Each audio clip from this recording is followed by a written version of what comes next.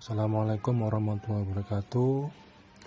Menindaklanjuti adanya pertanyaan tentang ujian proposal skripsi.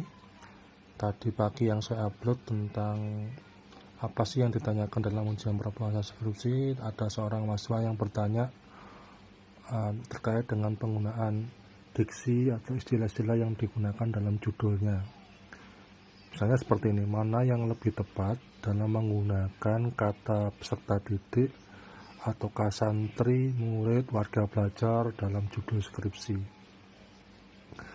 Nah, ini tentunya kita harus tahu konsep-konsep yang dikaitkan dengan istilah peserta didik, dengan murid, dengan siswa, dan sebagainya.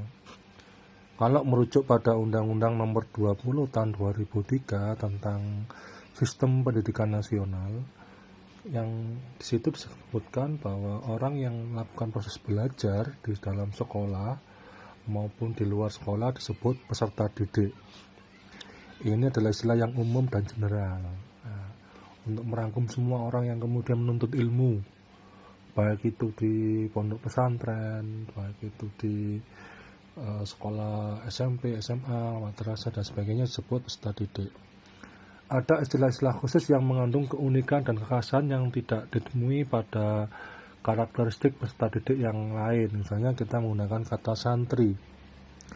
Santri ini adalah peserta didik yang kemudian menuntut ilmu dalam bidang keagamaan Islam. Setelah itu bisa kita temukan dalam PP Peraturan Pemerintah Nomor 55 Tahun 2007 tentang Pendidikan Agama dan Keagamaan. Istilah santri ini merujuk pada pembelajar atau peserta didik yang beragama Islam. Ya. Penggunaan kata santri khusus menyebut pada pondok pesantren, madrasah diniyah, TPQ dan sebagainya. Jadi apabila kita meneliti di kawasan pendidikan agama Islam, khususnya pada lembaga pendidikan Islam, kata santri lebih lekat daripada peserta didik. Ada juga istilah-istilah lain seperti warga belajar. Ini istilah-istilah yang digunakan untuk menyebut peserta didik dalam proses pembelajaran di pendidikan non formal, seperti PKBM, Pusat Kegiatan Belajar Masyarakat, atau KF, keasaran fungsional. Keasaran fungsional ini melatih warga belajar yang belum bisa membaca huruf, meskipun sudah dewasa diajarkanlah membaca huruf.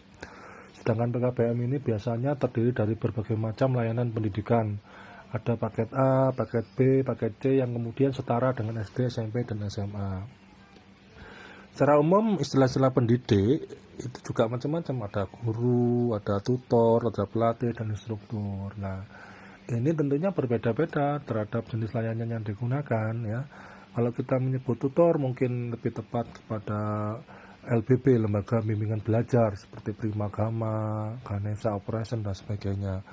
Pelatih juga seorang guru sebenarnya, tapi lebih condong kepada bidang keolahragaan.